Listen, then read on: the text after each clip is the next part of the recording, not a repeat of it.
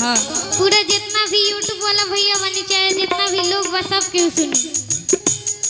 हमारा प्यार के बदला में बोला का दिले बारू हो।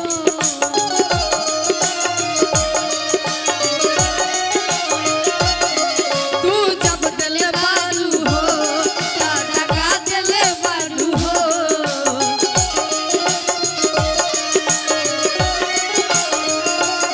हमारा प्यार के बदला में बोल का दिले बारू हो।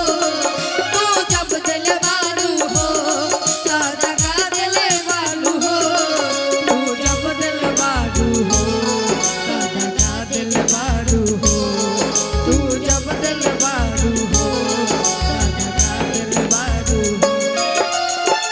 तोहरा से साथ जब छूटी दुनिया मजा लूटी। तोहरा से साथ जब छूटी हो दुनिया मजा लूटी। तू चल गइलू तोर के दिलवा कइके टूकी टूकी। बोल कब भइलू सयान हो शादी तय होके लागल जान। बोल कब भइलू सयान हो शादी तय होके लागल जान हो। अब जा जा जा जा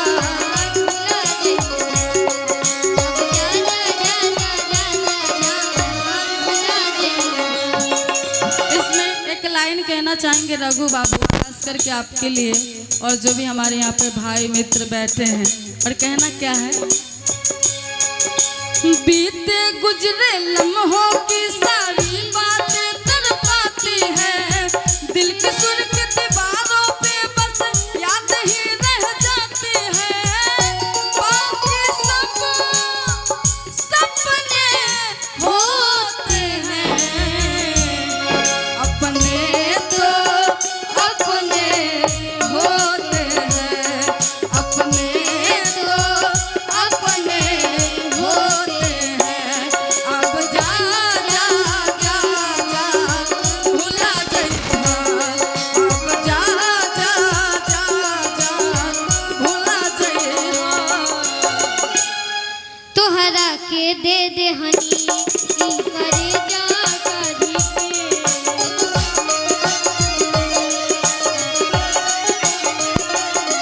तब हूँ ना जानलू तू रघु के यारी के।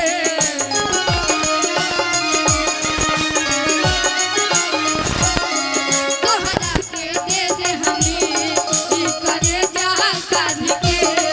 तब हूँ ना जानलू तू रघु खेसारी के। तब हो ना जनलू कुछो।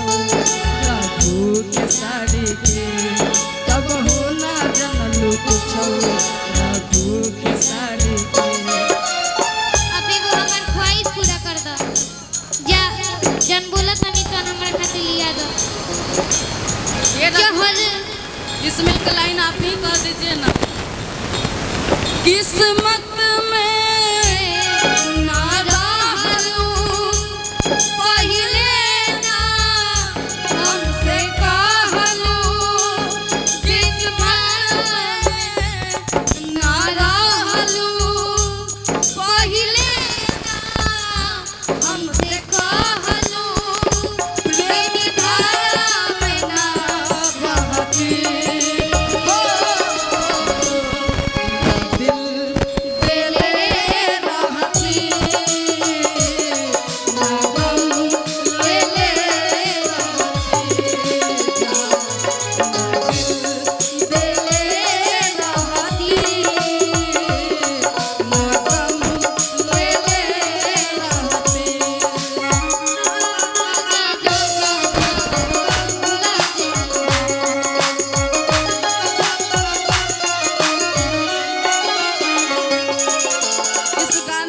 सारे प्यारा प्यारा लाइन है, बाकी एक लाइन और कहना चाहेंगे, उसके बाद हम लोग गाने के यहीं पर समाप्त करेंगे। और कहना क्या है,